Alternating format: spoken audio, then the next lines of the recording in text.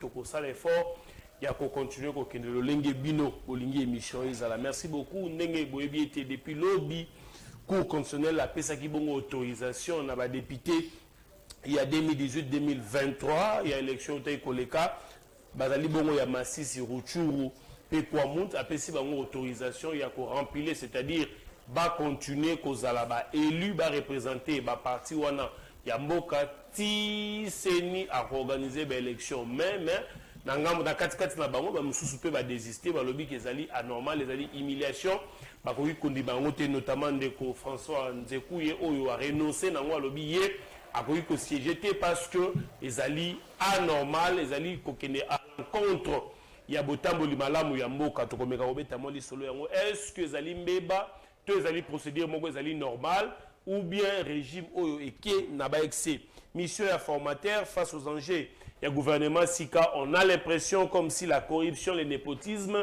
ne ko emporté l'icolo ya mamunyo sur poete boyebi, ba guerre et bandaki bongo na niveau nanu ya perchoir et Assemblée nationale, les alaki guerre entre Ndeko Mbosso, Ndeko Bahati, après ça a changé fusil d'épaule, les alliés Ndeko Bahati, Ndeko Kamere, vous avez de l'autre côté à l'Équateur, Ndeko Jean-Claude Baïnda, ko ça ba point de presse pour s'attaquer personnellement. Ndeko Jean-Pierre Bemba, ko Kebisaye, bozana de l'autre côté, Ndeko Gilono, mais finalement, est-ce que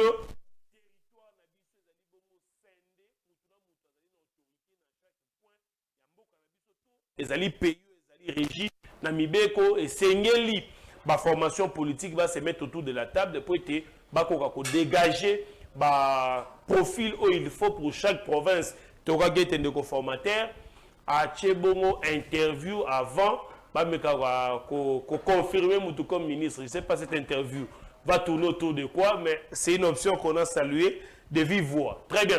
3 invités sur ce plateau, mais l'autre va nous rejoindre incessamment. Il y a Liboso Ndeko Joseph Mbenza, l'un des politologues Yambo Kanabiso, cadre IDPS, président cellulaire. Mbotenayo. Ndeko Ben, merci pour l'invitation à Fast TV. Napesi Ndeko Nanga, tout le monde a moi Mbote, il y a un nouvel élan. Napesi ba Congolais nyonso ya diaspora pe ya Congo Mobimba Mbote, napesi secrétaire général Augustin Kabuya Mbote, sans oublier parce que je suis son porte-parole, l'honorable Socrates Moubengaï, l'élu de la circonscription de Mongafula, l'homme qui ne fait pas l'objet d'un contentieux électoral. Oh là là. Ça, il faut souligner parce qu'il a été massivement voté, parce que c'est parmi les gens dont la contestation est athée. Donc pour dire que non, ces messieurs aujourd'hui, il pèse dans la scène politique. D'abord, il y a eu des UDPS, et puis dans Mboka, il faut toujours compter sur lui. Dernièrement, nous étions dans Mongafula. Heureusement pour l'instant, pour cette fois-ci, Mongafula Zui Molobeli. Nous avons été dans la descente, dans le quartier, et nous avons été avec le bourgmestre pour trouver solution à problème. 18h, 19h, à la violenté. Ce qui n'est pas normal. Mongafula les alagi na babilo ko anate. Tokende comme on a autorité, honorable Socrates Moubenga a continué à plaidoyer, puis na Oezali ba suivi pour que Mongafula ba souciat et comme belé, ba policier ba comme belé, mituka pe a patrouille comme belé. Donc il y a un autre saluer, peut encourager. Toujours on a liste de circuler comme quoi il sera questeur et assemblée provinciale. Est-ce que il y a mon représentant la carte parce que Babilelo mboke combiné à bongo hein na butu déjà basali makambutu yo mo fa na ndako bike bon roneza ngai. Bon, je suis la personne la mieux placée pour glisser un mot quant à ce YP à mon accueil on a des réseaux sociaux, il m'a autorisé de le dire à mon accueil on a des réseaux sociaux comme Batu Nyonso. Yepa Kamwaki, donc c'est là un langage que ba auteur, il y a des publications dans les réseaux sociaux. Mais Eloko Kaka Lobina Yebi Saba Congolais, lui, il s'est remis entre les mains dans l'orientation, il y a Moukonzi Mboka, il y a CG Augustin Kabuya, parce que lui, il respecte la hiérarchie du parti, et puis l'orientation parti. Mais très bien, avant que la parole ne tourne, parce qu'il s'agit de l'IDPS, tout le monde de comment quoi, pas les moindres de Jacob a fustigé comportement gestion IDPS. Merci beaucoup. Balobi, dirigeant parti comme il y a 3 personnes, Guy Modianvita, Augustin Kabuya, mais ils ont salué Moussa Augustin Kabuya. Comme Ndeko Jacob a Kenda qui tiré dirigeant parti, moi aussi je tire sur lui pour lui dire que l'IDPS ne lui appartient pas. Force du progrès, les alliés structures non officielles Il y a parti de Isate. Donc, le seul qui dirige ces partis, c'est Augustin Kabouya. Normalement, dans un parti politique, il y a ce qu'on appelle la discipline du parti et le respect, il y a hiérarchie. Tu ne peux pas passer à la télévision, tirer sur ceux qui dirigent le parti. Ça n'existe pas, ça n'existe que dans notre parti. Ça, ce n'est pas bien. De deux, Augustin Kabouya gère un grand parti, monsieur Jeko Béana n'a jamais géré ce parti. Il y a problème, mais il est prêt à gérer ses partis. Troisième des choses, tu ne peux pas tirer sur monsieur Peter Kazadi avec légèreté comme ça pour dire qu'il s'occupe des mines. Ça, ce n'est pas normal. Tenez, monsieur Peter Kazadi, il a un pouvoir. 13 000 policiers formés. Les véhicules des officiers, il y a police. Les véhicules de patrouille. Tout ça, il gère en francophonie. Ça, c'est la sécurité. Aujourd'hui, sécurité comme quota. Tout ça, c'est natif. Il y a M. Peter Kazadi. Je vais encore pour enchérir.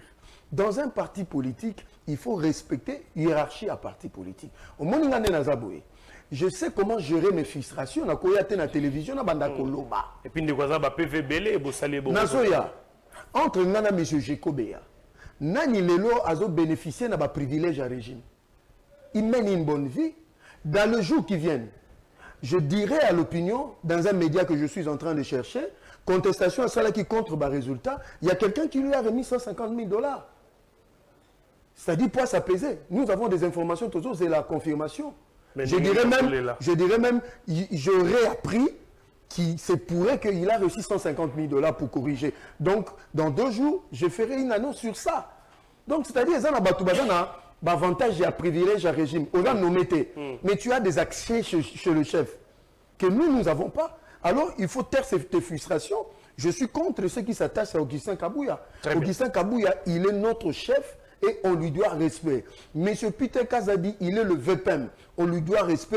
Et monsieur Guy Mwadianvita, Azali, directeur général, il y a institution mondaine, il y a communication beaucoup. Nous leur devons respect. On ne peut pas venir dans les médias tirer sur eux comme ça. Ça montre qu'il y a un problème sérieux au sein du parti. Ça, je reconnais. Donc, Ndeko a raison. Non, un sérieux problème, il y a comportement. On a le but de Bango. Merci beaucoup. Très bien. Ndeko Mike Mbotelayo. Le seul parti où ils ont compté sur poids politique individuel pour nous se retrouver dans le gouvernement. Nouvel élan. Non, ça c'est un compte. La Guinée de Congo, à peut-être pour défendre parce que beaucoup de comme informateur. Non, c'est constitutionnel. C'est ça qui après ma ceux qui ont la partie au Teko qui si 150 plus 1 ils ont été et Sengeli président de la République a nommé informateur pour identifier majorité. Herba Bengi Tokei mais na constitution kabolité que ba kendaga ba za na majorité. On nous a consulté, c'est point barre. Tout ça, on a signé charte. Jusque là, dans une information, tu as signé charte. Donc, quelque chose. Parce qu'on parle légaliste. Donc, pas cette constitution et lobby, il faut l'informateur a identifié majorité. Tu identifié. Donc, pour charte, tu signé. Tout ce qui y en a. Pourquoi on n'a mis tout na ebele? Mais on a empêché ngana lobata biscuit na ngai mais tant qui a été poste beaucoup égal à 10 députés. Vous avez combien de députés? Est-ce que biso to luka poste? Mais au retour nango pour capable biso to luka poste été. Abino luka poste. Non biso to luki poste été. Même oazora o bazolo bela pona primature ezali. Wana ezali secret à chef. Yoko kota kunate. To biso to luka chef de l'état zo na biso. Na lobby papa. Ngana ko ya même poste ngo to ko ya luka na plateau ate. Donc, c'est absurde, ça n'a pas dit quoi, on a plateau, on a bandé le bac et non, on a poste, non. C'est de l'ouka poste, t'es. Donc, il y a qui pas informateur, point barre. Tout ce qui y a. Mais il y a pas d'information, mais il y a des informations. Bisous de l'ouka poste, t'es. D'ailleurs, est-ce que via Copé Sabat Tribune, on a été 33, non, bisous de la réforme, s'il vous plaît. On a besoin d'informations, déco. Bisous tous en a réforme pour Namboka. Pour Mboko Essenga, il faut la réforme. Et la réforme, oui, mais je vous informe, tu peux si la réforme. Tu peux pas Augustin Kabouya la réforme. tosuki wana tosuki mais to dobi boye mboka oyo esenga mayele ya batu nyonso soki chef de l'état amoni ke mayele wana eza na nouvel élan ipe mais c'est pas nous ya koyesenga ye wana eza ye moko sentiment na ye moko akosala ke non na ozwa boye na ozwa koto to koto biso te biso toke to expliquer bango ke mboko po to yebi problème eza na mboka problème ni eza na mboka yesenga ba réforme ngo yango to soki wana tozongi na biso to vandi mais to mona batu nyonso bakoma agiter ono ba luka po to luka poste ndeni parce que toi qui bon ça ben indiscrétion hein. C'est quoi indiscrétion to lobela ndeni très bien avancez allez-y merci donc na biscuit nanga azunga ta ebele biscuit nanga na ko lobela problème ya transport na ville province à Kinshasa. Transport na ville province à Kinshasa c'est comme casse-tête. Okende na mituka transport bazo augmenter ngo sans quoi inquiéter bango ba motocycliste donc to éviter to kosuka na problème à transport na ville province à Kinshasa. Mais c'est ça la biso passe ces alinines. Na ngobila zaki gouverneur aza gouverneur ya ville la province à Kinshasa ça li 5 ans na 5 ans wana atika la costine arrêté te pour na prix à transport na ville province à Kinshasa. Or les transports ils allaient réguler na hôtel de ville hôtel de ville basali 5 ans sans qu'on fixe prix à transport et les lo bango ba ko kende mais muto azalaki ministre à transport pendant les 5 ans wana nezaki Mbokoso ça sali 5 ans na ministère à transport de la ville province à Kinshasa 5 ans même pas arrêté pour na transport na ville province à Kinshasa donc c'est grave nani ndeko mais oya ko kamwe ezali ke ba kino ba ko kemba ngana za nangali mandeko nangali so outil DG7 magasin aux 1000 francs au combien de magasin ville 1500 au magasin il peine 3000 francs donc mona ki bandeko ba benga ba lobi ba journalier ba futa bango ba 7000 ba 8000 mbongo nyoso ba ko kende ba ko futa bango ba ki journalier et les kaka na transport mais muto a bomi secteur na transport na ville province à Kinshasa oya ko ki même pas ko fixer prix à transport lelo aza na assemblée provinciale aza ko négocier a comme président assemblée provinciale mais non mi tout na mais na exécutif muto na koka kité à l'accès incompétence na ye maintenant na kuna na PK ko memanine yango Monique nazali ko interpeller ba député provincial à ville province à Kinshasa ba pe sa confiance était na Mbokoso parce que ça incompétent à la kisi ba limite na ye na ministère ya transport à ville province à Kinshasa donc bo ça la RRT ville province à Kinshasa ezali ko zelabino pour que to ba ko même changement na ville province à Kinshasa comme solo ba venir exacté donc to éviter mais bo zo sous mutu net Mbokoso bo tiaye akoma président ako ba projet nyos ba edit nyos bo ya nango ekoleka te pona chité nazali ko senga pe kaka na ba député provincial ya ville province à Kinshasa bo pe sa confiance na jeune entrepreneur o alingi ko comme sénateur parce qu'azali na ba projet ya malamu jeune wana azali entrepreneur azali na boanya o ya ko mema na sénat na biso ezali mais c'est Fortinand Perrin Van Mort donc pardon te azali congolais azali congolais ou azali entrepreneur donc azana ba potentialité nyos o ya ko mema na ville na sénat comme na Fortinand Perrin Van Mort donc bo pesa y confiance bo voter pour que sénat na biso yeba ko zo changement tout monde a pe bilonge sika et politique ya sika na kata sénat na biso que tout monde a bitumba tala lelo bitumba na kata sénat o ya kangi porte o nani basalima nyonso na po esi la photo changer système ya surtout bilongi et bato baza compétent et les jeunes Fortinand azana compétence. Merci, le temps pour moi d'accueillir le retardataire légendaire Ndeko Benoît Momba Mbote Ndeko Ben Bolimbisi oyebi ke nazaka toujours ponctuel na ba émission nyonso nazaki na émission moko ta on a silisi na bité o eza émission monene atu nyonso ba yepta on a salaki nyonso na butu na on na zui moto mbangu oyebi ba motiage na vie na biso nazo pesa mbote na ba co-débatteur na ngai o tokutani sosolo na plateau on a to partager par rapport ya makambo za na mboka na biso nazo pesa mbote na mokonzi mboka Félix Antoine Tshisekedi Tshilombo oyo a zongaki na mabele depuis lobby nazo féliciter pour na musala munene na sali mais ndeko Ben soufflé que na biscuit na ngai nazo ka 1 minute na ozoa ndinga na ebisa bandeko nyonso ya province ya Kasai Oriental ngana za notable ya Kasai Oriental ozo na yebisa bango ke province na biso e souffrir mingi omoni ba régime nyonso etukoleka ti même na régime na biso mandat oyo totukosilisa en tout cas changement ya makasi monani na province na ngai te. Je suis né et grandi na Mbujimai naza fils maison mwana mboka mais tant tozo tala to bimisi ba professeur d'université ba professeur éminent ba to belé ya mayele na kati ya province mais à un certain moment on s'est dit pourquoi tozo zonga kasima siko lobby ce qui mandat ya mokonza mboka isili biso to ko yebisa ba tunini. C'est pourquoi cette fois-ci biso tozui décision ya ko soutenir mutu ya malonga c'est-à-dire mutu azana vision ya mokonza mboka mutu oya ko sala quelque chose na mandat na biso au deuxième mandat mokonza mboka de manière c'est que Kasai Oriental évoluer quand même. Mutu anaza mwana ya mboka d'abord abotami akoli na province ya Kasai Oriental aza mwana ya UDPS abandaki militant ti akomi président fédéral ya UDPS Kasai Oriental kombo na ye Jean-Paul Mbwebwa Kapo ayebani mutu aza na parcours normal.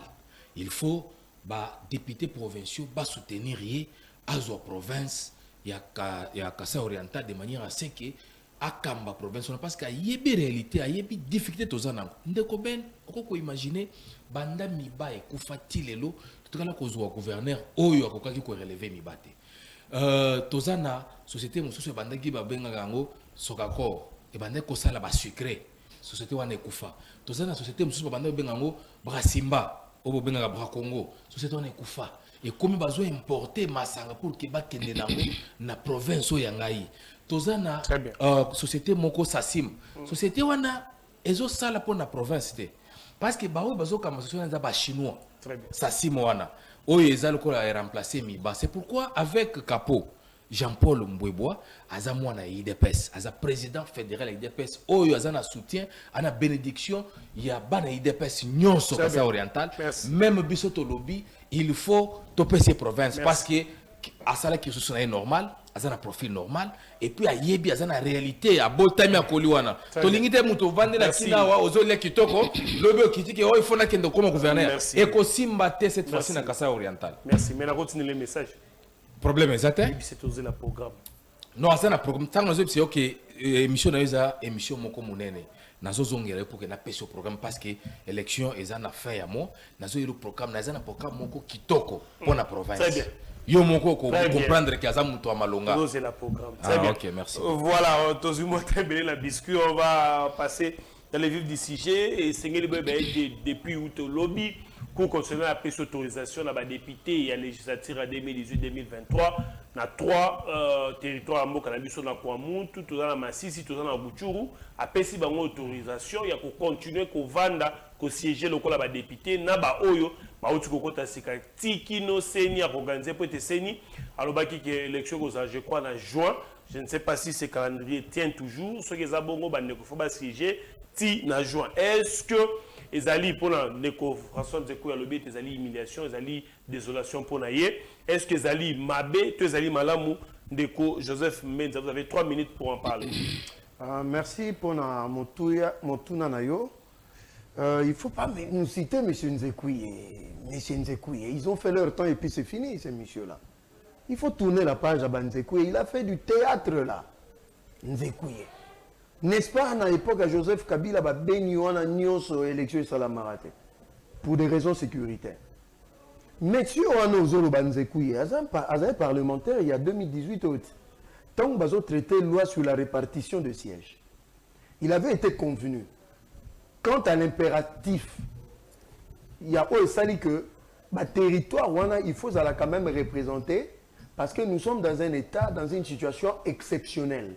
Ça veut dire qu'il y a solidarité nationale.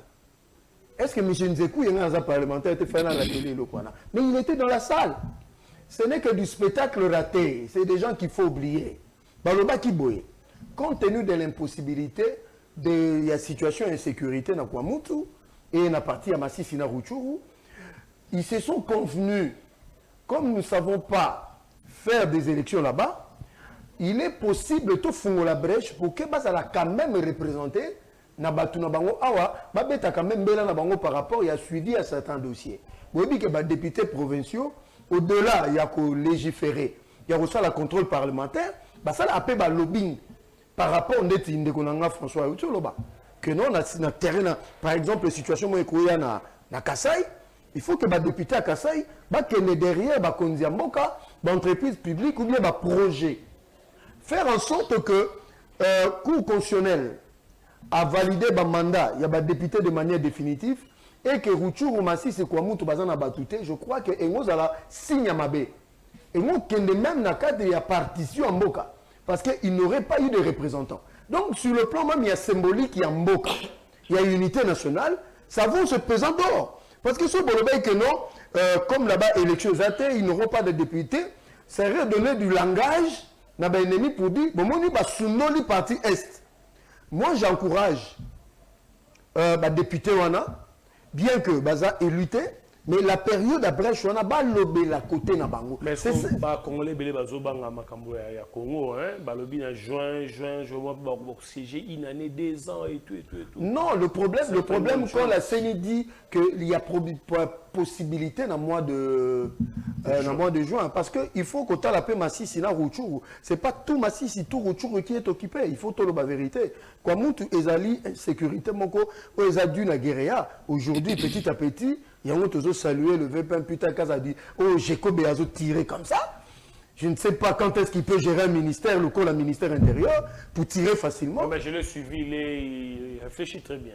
Non, pour vous, il réfléchit très bien. Pour vous. Il porte un bon combat pour votre Non, part. Il porte un bon combat pour lui-même, pas pour nous, pas pour moi. Il ne me défend pas. Parce qu'il dit qu'il n'y a pas de cartes et tout, bon, on ne va pas y revenir. Non, il y a un lobby. Donc, c'est-à-dire, même dans le niveau Kwamoutou, il y a des efforts qui sont faits pour stabiliser la situation. Et puis, je sais que le gouvernement, d'ici le mois de mai, va évaluer la situation pour voir ce qui se passe. Mais le souhait, tant que Sali Solidarité Nationale, ils allaient que, dans un bref délai, siéger. Après, les autres vont prendre le relais. Tant élection comme ça, là. Donc, moi, je ne vois pas que Mouni Mabé, tout le monde a nié son sorcier. Tout le monde a nié son Mabé. Ce sont des produits périmés. Oh, mais il faut oublier. On l'a autorisé de revenir comme député, hein? C'est souvent. Ce qui a beau inaye, avant dit, Félix Okende, Nanda Kuna Komo Vende, Nzekou Yaka, pardon. On s'en fout de lui, monsieur. Très bien, merci beaucoup. Ndekoku Constitutionnel l'a autorisé, là, député, on a pas quoi siéger. Est-ce que c'est décision moko salutaire? Est-ce que c'est pour l'intérêt à Moka? Tu vas tout souba comme on a quatre sinango, moi légèreté, moi laxisme moko boyanga mwana, malgré pas. Merci Ndeko Ben, mais avant de répondre à mon tour, nangana ebisa Ndeko Mwamba, Miba, ils ont la compétence du gouverneur tende, il faut relever Miba. Miba c'est le gouvernement central. Donc ceux qui candidats na yo ABC na programme na yé pour relever Miba, c'est ça le kuta. Donc aye azaka ndoko la bateau yuzo lo bana ki baza ba avancer parce que yé compétence ya Miba isa ya té. Donc yé Miba abeta lisoli sola Miba té. Ndeko Ben et salinga page na koyoka pe Ndeko Joseph alobi na kwa muntu qui comme okota mais aujourd'hui, M. Joseph, il y a plus de 6 000 déplacés au Bazan à Fatundu. Plus de 6 000. L'État n'a pas besoin de bango. À qui par bango te? Plus de 5 000 Bazan à Ville Abandon. Mais il y a aide, non? S'il vous plaît. Allez. Mais non yo kamakambi Ndeko Joseph Oloba pour na kwa mutu. Ça l'a passe. Moi, je suis de là. Il faut qu'on ait information. Mais toi, tu donnes des informations aux yeux, informations, ils assurent. Et ça n'a pas si, parce que les va souffrir. La libanda. Mais au coup, et Peter a sali Moussala. Moussala n'a sali parce que l'insécurité, si les lois est ali. Tu vas tika ba ferme. Les lots, même foufou, comme il passe, parce que plateau, bah t'es qu'ils ont produire sous thé. Mais vous allez au Koumisa, Peter Kazal, parce que vous avez la guerre, n'a pas parti. Non. Tout le Belamboka. Tout le Belamboka, même énergie, tu bimisa rapona Est, tu bimisa ngopé pona kwa muntu, parce que tout ça, bah Congolais, bisognoso. Mais kolobela kwa mutu net na moi légèreté moko boye ça la kitoko te. Et ça la kitoko te. Pour un problème il y a cour constitutionnel bon. Ndeko na période ndenge tozali awa cour constitutionnel akosa lelo mosusu te. Azalaki na voix moko yango wana fois ke ga bongo. Parce que l'état na biso alakisi ba insuffisance na ye ya ko restaurer paix na ba coin wana. Donc l'état nde fallait azwa charge wana ya ko kimia na ba nini pour seigneur ya ko organiser ba élection. Mais l'état ça salina akoki na été. Tikanga na lobabonga koki na été. Ça fait plus de non, c'est ni avant organiser. Non, c'est ni avant que de organiser faut kimia ezala. C'est ni place insécurité eza seigneur ko bongisa OK organiser l'élection de. De responsabilité on est à l'état. L'état n'a besoin des fois tia kimia pour seigneur ya ko organiser l'élection. Mais l'état koki ko tia kimia te. Maintenant, cour constitutionnelle ça là. Pas député on a pas continuer. Ceux qui ndenge bango ba loba ke ti juin. Bako zongisa kimia parce que non kota la toyoka kaka ba lobbying eza maka chef de l'état zongi à peine hier. Mais lobbying faut ezala ndeko ben na moni congolais mo côté ko lobake o aolinga insécurité ezala congolais nyonso alinga insécurité ici là congolais nyonso moni ngai bandeko bako kena ba ambassade ko tumba ngana yebisa ki bango ke responsabilité bo kende ko tumba ba ambassade te.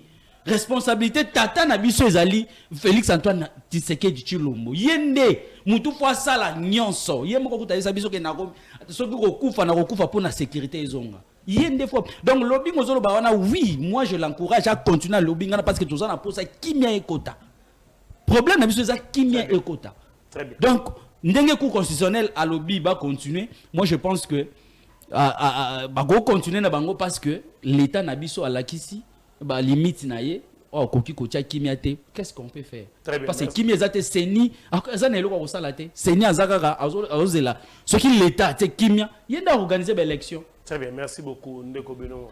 Oui, Ndeko Ben invité na yo soki matoyi ekufa yaka ba tige coton pesaka ye achana matoyi pour gayo ko kama tozoloba. Non mais oui, pourquoi je dis ça? Il faut qu'on landa intervention ya ko débattre na yo avant yo réagir.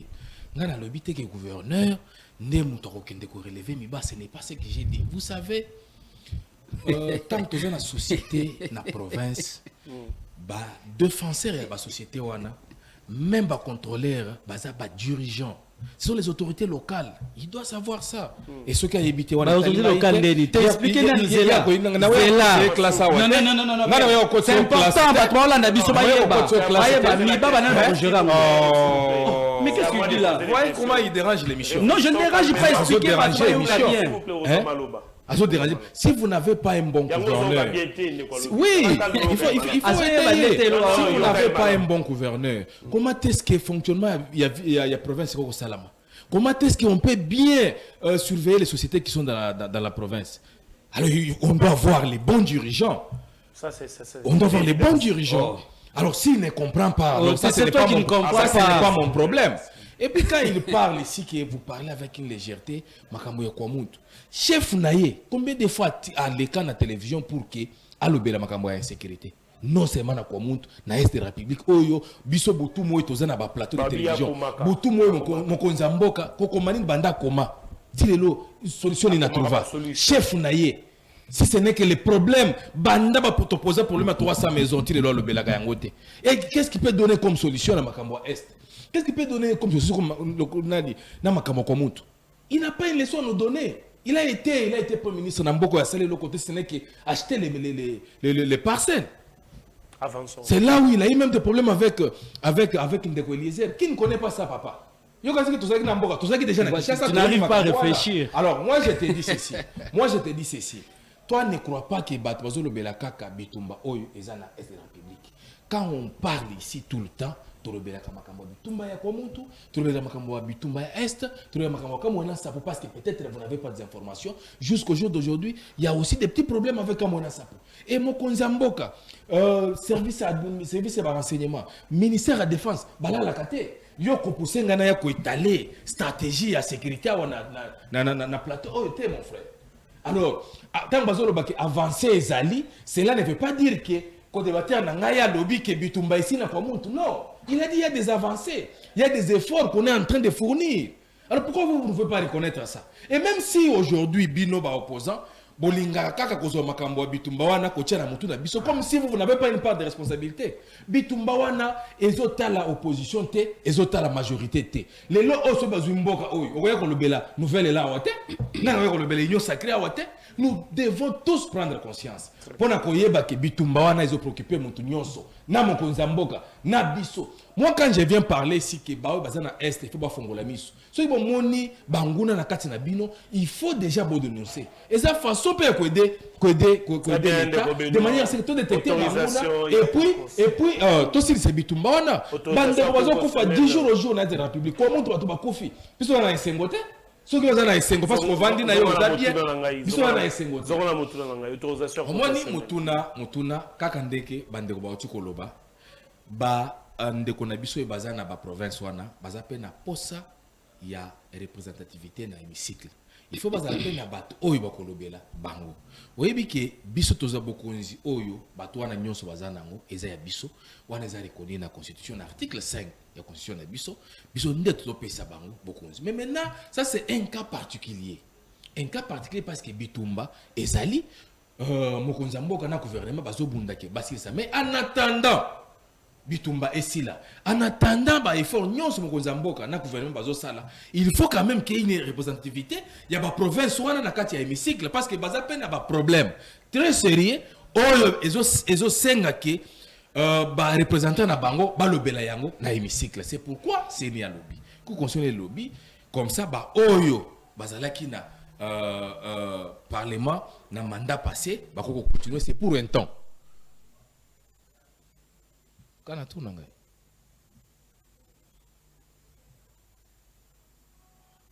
Désolé, franchement, ce n'est pas de notre volonté. Comme vous le savez, tout le problèmes sur notre gestion et c'est très compliqué. On a inhabitant beaucoup de d'électricité, voire même 50 coupures d'électricité. Je me demande si réellement il s'agit bien là des techniciens de la SNEC qui gèrent ou bien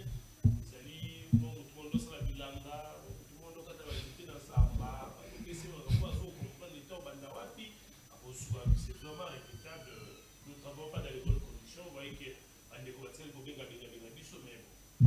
devant l'impossible de l'ethnie, nous revoici pour terminer avec cette émission. Je crois que malheureusement il est tourné. Deuxième thématique avec cette émission, certes le lot de ce pays n'a pas avancé, élection salami, bâtiment informateur, les lois commis formateurs, mais donc on déplorer autour, il y a une corruption qui est en place. D'ailleurs, pour ça, je vais un peu peindre un tableau, on appelle ça parce que c'est un sujet de réflexion, on appelle ça des compteurs pour réfléchir. C'est nier mon pouvoir pour communiquer pour dire que tout a eu d'informations cette fois-ci, ceux qui apprennent à sanctionner sur le candidat. Au niveau sénatorial, Kanya Geko Tambola, au niveau gouvernement, Kanya Geko Tambola, mais finalement, est-ce que Mboka Bakokamango, pour le moment, solo, de quoi dans la compétence, dans la projet. Non seulement ça, il y a d'ailleurs des cadres qui nous filent des idées comme quoi, des informations comme quoi, Assemblée nationale, ils a à 60% composé. Maman, papa, moana, tata moisi, nièce, oulutou, tout ça, c'est les informations qui nous reviennent. Est-ce que Mboka et Kokamama, Bongo, est-ce que 5 prochaines années, il y a des conférences en tout ce qui est côté de la balade, vie des barres au Tozanango, côté au Bahati la Soninamboso, le Bikuna Bahati la Soninambidia Kamere, le Bikuna, Julien Paloukou, Basalibo, Nagi Luando, Basangani Najan, Tod Bayende, Koto Basepel Namote, mais est-ce que Aliro Makamego Kendele, Bane Oekoya et Kozalama Lamu, pour la Mboka la Biso, Toté, Makaniston de Kozalama 4 minutes, pour réfléchir vraiment pour l'avenir en Mboka. Merci pour la question. Nous autres, on a dit solo, il y a un formateur, ou bien... Non, mais ça veut dire que la mission du formateur n'est aussi citée mon doigt la corruption, parce que c'est à lui de former le gouvernement. Mais les gens viennent avec de l'argent. Vous n'êtes pas sans ignorer que mon Ego Tambola, il y a des sénateurs qui marchent pour le gouvernement, même à députés provinciaux. Il faut faire l'informateur, c'était d'abord d'identifier la majorité.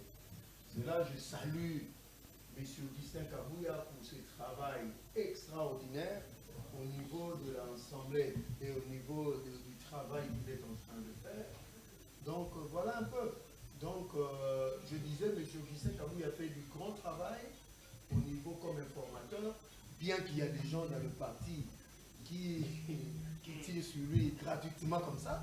Vous allez informateur, voilà, tout va se payer dans ça là, mais vous trouverez dans mon parti d'épaisse des gens qui passent dans les médias pour tirer sur Augustin Kabouya. Bravo à l'informateur. Mon Konzambo Kabagi, c'est lié. Deuxième mission, c'est celui de faire la monture du gouvernement et puis le contenu du gouvernement. Ça, c'est fait à son niveau. Ça a été fait au niveau, il y a un représentant, il y a un parti politique, il y a un regroupement. Chaque regroupement a pris sa ambition, et moi je veux occuper ça, je veux occuper ça.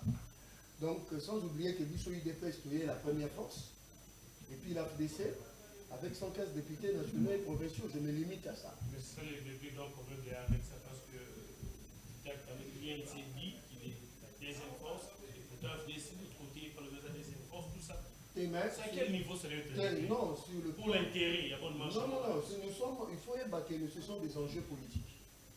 Mon livre Makambo Nyoso, tant le gouvernement de Pima, et aussi là, avec la tracation, nous avons une surenchère, nous avons un chantage naïf. C'est tout à fait normal, même dans la qu'il y a porté ça la marande. Mais c'est inquiétant. Maintenant, le problème est dans le niveau. Le niveau informateur, le travail est fait, je salue l'honorable Augustin Kabouya. Maintenant, le problème maintenant, c'est au niveau, il y a des élections, il y a un gouverneur, il y a un vice-gouverneur, il y a un sénateur. C'est là maintenant, la CENI avait publié un communiqué. Maintenant, pour la puissance du niveau IDPS, nous n'avons pas de problème. L'honorable Augustin Kabouya avait reçu des députés provinciaux, des députés nationaux, quand il y a UDPS, il y a mosaïque. Le mot d'ordre a été donné et puis les choses sont en train d'aller dans ce sens-là. Moi, j'y suis allé ce jour-là, j'étais là, à niveau permanence. Vous comprenez?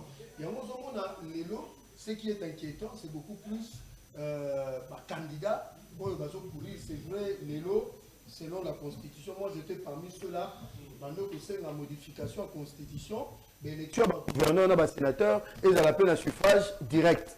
Maintenant, nous sommes dans le suffrage indirect. Oui. L'indirect, vous avez des députés provinciaux qui ont battu campagne, qui ont dépensé de l'argent, et que vous leur demandez qu'un sénateur vienne lui solliciter une voix après 142 mois. Ça, c'est aussi une difficulté. Vous comprenez? Parce que quelque part, un peu, les députés provinciaux, ils se disent, mais biso to sali ba campagne, bozo senga biso selon la loi, peut exiger le côté na ba sénateur, to peut saka ba vendre ngwana. Ça pose aussi problème. Il y a moralisation au niveau de la société, puis il y a moralité. Mais dans le sens normal, biso na niveau IDPS, surtout dans la ville province à Kinshasa, nous avons 20 députés provinciaux, IDPS na ba mosaïque, ce qui fait que biso de rediriger la ville province à Kinshasa. En d'autres termes, Torozalapé a plus de 5 sénateurs. La machine est mise en place pour que Makambo à 2018 et ça la matin à 2024. Mais j'ai comme l'impression que Mouto, bateau aux occasions au Kambeza, bateau de Bazamo Mosolo Mingi. Non, mais quand on a Mosolo, la présomption, il y a bonne gestion. Des places inquiétudes dans les là maintenant je suis d'accord avec vous entre ce qu'on appelle l'idéologie. Il y a parti, Moutoye n'a parti, Bakembisi n'a parti, il y a un cursus normal, mais il y a un compétence. Mais il y a une idéologie à partir, mais il se présente comme Batumsu, tout le monde a dit, on a médias, on a bino, bozo sa makelele. Donc,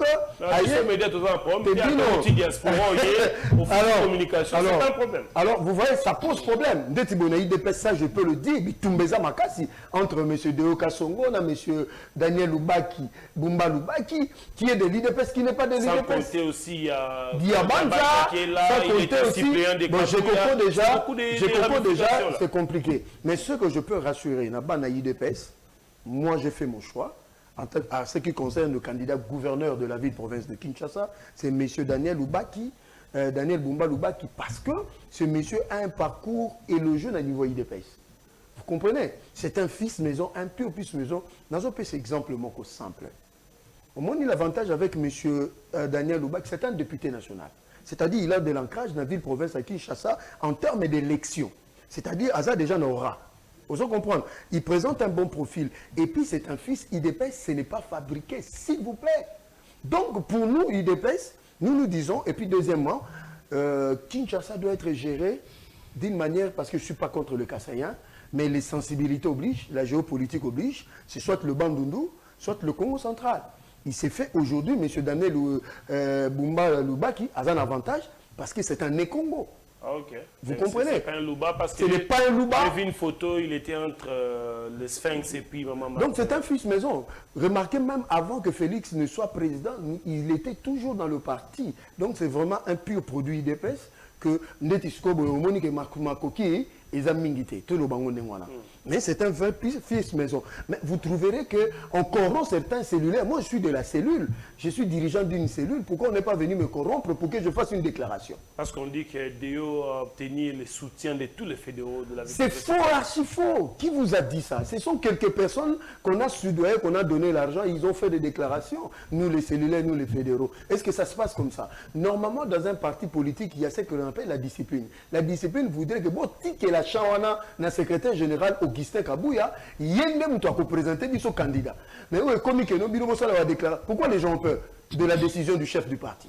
Parce que que ça va dans le sens, Augustin Kabouya a qu'on respecter parce que ce n'est pas le fait d'avoir beaucoup d'argent et que ça vous met dans une situation de bien gérer. C'est ça le piège qu'on a connu en 2018. En 2018, Biso Toteka siège na Biso, même dans poste Moussoussou, à coup d'argent avec M. Jean-Marc Kambound. Quelqu'un qui n'est pas du parti, mais qui a l'argent, il vient vous acheter ces postes-là. Mais quelqu'un qui est compétent, mais qui n'a pas l'argent, qui peut même bien gérer, vous des côtés. C'est ce qui fait aujourd'hui le problème. Même le président aujourd'hui, il faut qu'on reconnaisse en gros, il y a eu un problème de casting autour du chef de l'État. Il faut tout le bango. Donc, net dans la région de mon frère, même dans Kassai, tous ceux qui ont été gouverneurs, même dans la province à Kassai, ils ont floppé. Vous comprenez? Ceux qui ont candidat, musicien. Parce qu'on a de mal gérer le province. Très bien. Donc voilà. Très bien. Merci beaucoup, Ndeko Mike Kibaka. Est-ce que cette façon d'accéder à la gestion de la Canabiso, ils ont garantir excellence pour les 5 prochaines années? Parce que le lot, bateau bazan na makoki mingi, des bangone bazan à 80% de chance, il y a vous un poste et à responsabilité dans le Canabiso. Ndeko Ben, excusez-moi, nous avons sous moi 30 secondes. Pour nous, c'est Ndeko Benoît Boye. Ndeko Benoît, Miba, société, s'il vous plaît, sois calme. Miba, société, ils en ont katanga nini. Jekamine. Ba société binérwana ils ont moins ébélé. Ils ont la compétence et la province. Qu'est-ce que moi j'ai dit? S'il vous plaît, s'il vous plaît. Vous répétez. Qu'est-ce que moi j'ai dit? S'il vous plaît. Qu'est-ce que j'ai dit? Au lobby, non, il a dit que le gouverneur candidat Naye a relevé. Non, moi j'ai parlé de plaider et me relever. Qu'est-ce que vous dites? Moi, je parlais de plaider. Sois calme, non? De concevoir les acquis. Pourquoi tu es agité? On n'a pas de voleurs. Pourquoi tu es agité? Oh, tu vois. Tu ne sais pas que les trottinettes à la carte. Question Ben, moi je pense que Joseph Menza a lobby le Romoko est très important. Aujourd'hui, moi, quand je suis souffrir na compétence.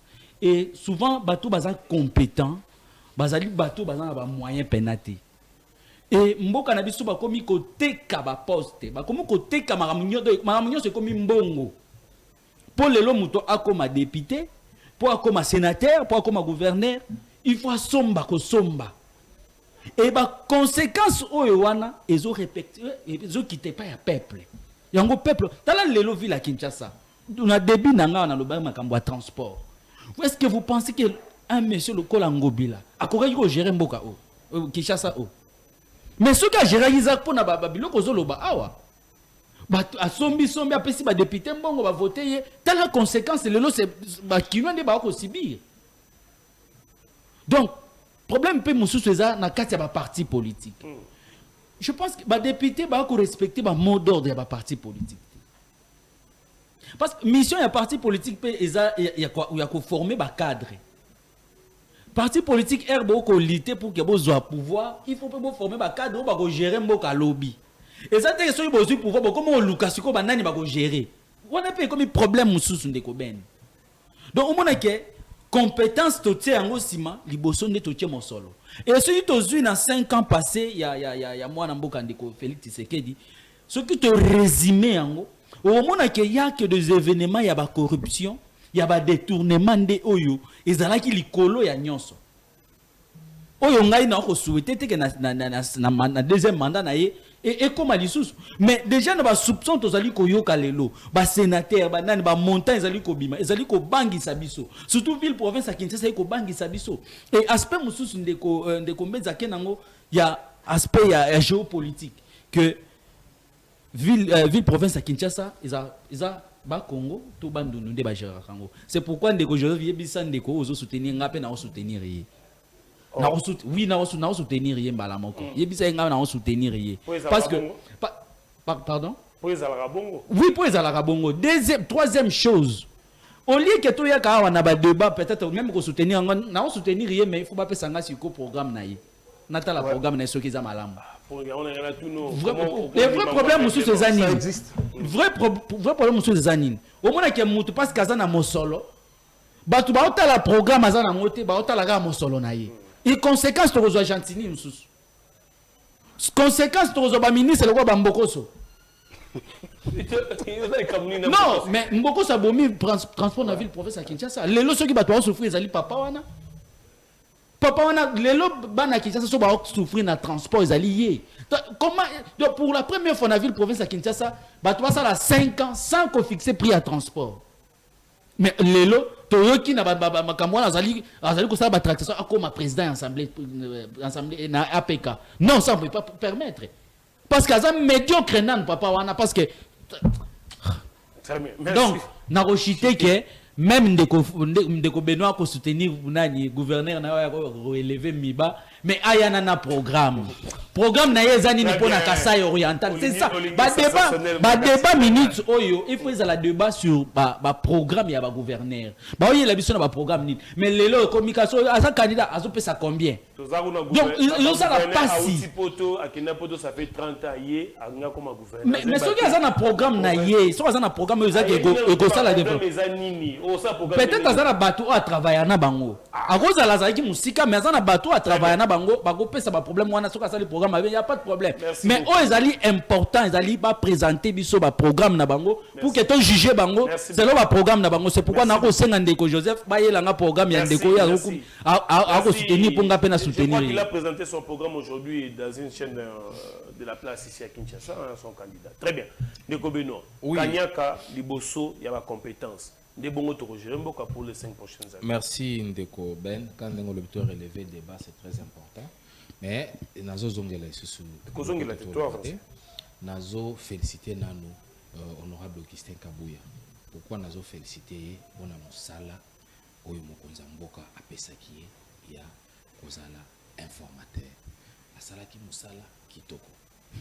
Contrairement comme écolo comme flatteur na flataka te ba benga na parti na zabo na tikala ko senga homme politique ata sans frappe oyebisi na betaka yango na télévision pour que oyo apesa ngambonga yo senga non apesa mbongo même na parti na zalaka na tikala ko senga mo ba bengani yo na media ngam to benga na ngai te ndo benga na parti te ngai na osala analyse pour na mboka na ngai je donne impulsion na zana pour na mboka c'est-à-dire na ko yawo pour na ko kumisa mutu te mais ceux qui osali malamu nakoya koloba que non en tout cas au sali malamu c'est ça c'est que moi j'ai toujours fait 5 ans oyo zomona jour pour zona na média na ya ko sala diale lote pourquoi tozo loba que Augustin Kabuya sali musala malamu parce que to moni musala sali yango moni mo konza mboka baxele sous musala musala bité ozo maîtriser bato wana bien kendo landela pour que au pesa biso quand même squelette ya gouvernement to kozala nango parce que to féliciter moto wana te to loba que te ah sali le côté non papa cause un grand niveau wana te so toi sali a sali c'est très important alors c'est pourquoi on a félicité na niveau wana mais là so to zongi na oyo lobby et ça sujet to bandaki nango le loté to si to lobeli yango en même fois parce que toza na ba élément toza na expérience ya oyo eleki na ba élection nyonso to uti na mboka na biso boyebi ke tozana batu mususu bavandaka na poto ya zozela kaka moment ya élection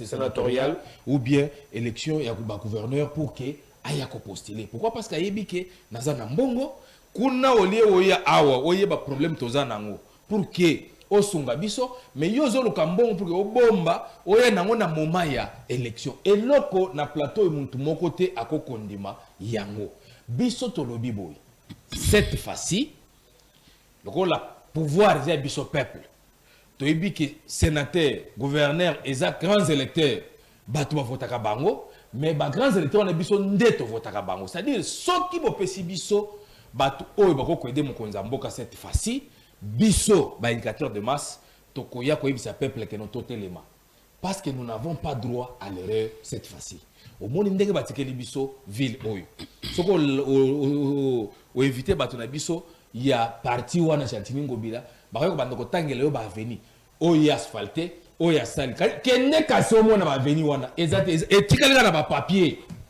omona ba yaka wana basali boy bon tokei tomona nzela wana mabulu na mabulu tozana na bandala kende kaka awa pembeni awa limite na biso ya kitambo na bandalo webi libulu munene eza wana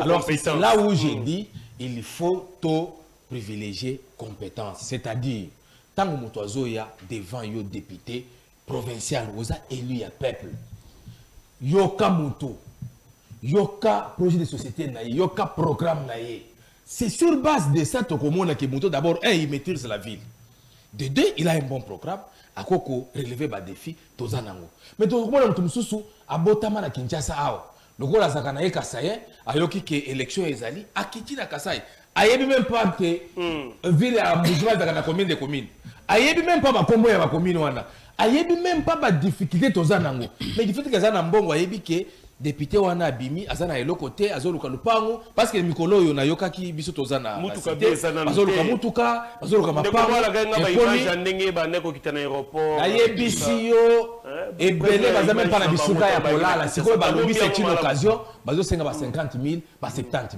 000 mais maintenant tango ozopesa mutu wana mandat très bien apesio 50 000 pour que abima sénateur faza na 3 députés a dépensé combien ça 50 000 3 ou 4 lobby 3 ou 4 tango kozala wana akosala la peuple te kolokana na zongi sananu mbongo oyo dépensaki de deux makambo ndoko uti koloba ya ba parti wana et komi que non naza na parrain na ngai te tango ozokoma wana oza redevable na parrain na yo et ozosala sous peuple te okotel sous ba problème ya province te et komi yo liendambo oyibi ndambo ozwi ndambo mususu opesi parrain na yo parce que oyebi soki eyindeli ngai akoya kocouvrir ngai eloko wana esalami na Kasai ekosalama lisusu te même awa na Kinshasa yaka na projet ngai nazosoutenir moto te mais yaka na projet na yo biso mpe toyoka ba grands électeurs bayoka soki eza ya bien ekoko permettre que Kinshasa avant mandat na biso esila quand même tout le monde a changement nous serons d'accord on va vous soutenir. Merci Moka ezokende makasi na dérive. J'ai appris même que aujourd'hui, dans le gouvernement, il y a des gens qui reçoivent des quotas, c'est-à-dire qu'il y a des personnalités politiques,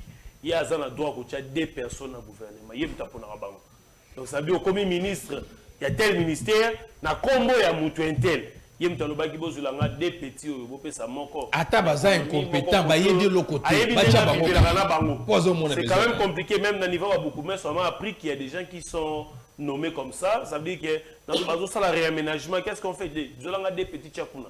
Les deux petits là répondent d'abord na moto et recommandent qui bango baza ba beaucoup c'est tellement compliqué. Nous sommes arrivés à la fin. 30 secondes pour conclure. 30 secondes juste pour appeler tous les enfants de Mongafula. Ah oui, allez-y. Les amis de Socrates Moubenga appellent parce qu'il y a un problème d'insécurité.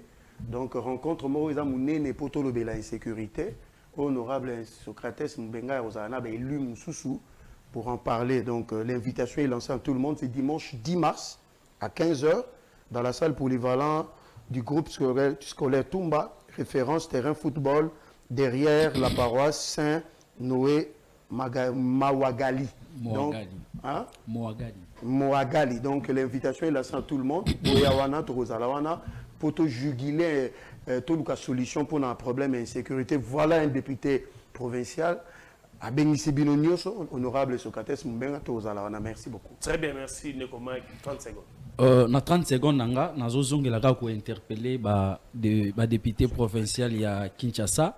En tout cas, bo pesa confiance na ndeko Fortina Pereng o azali na ba projet ki to pour ke nango na Sénat azali jeune entrepreneur a travaillé à la ville province à Kinshasa, azali na 10 écoles privées ou investisseur à na kati ville a otangisa bana, donc bo pesa y confiance wana pour que c'est un jeune ou a même changement na kati ya ba institution na biso et senga souffle énergie à sikayi kota na ba institution na biso et énergie wana c'est Fortina Pereng. Très bien, merci beaucoup Ndeko Benoît. Merci beaucoup Ndeko Ben pour l'invitation.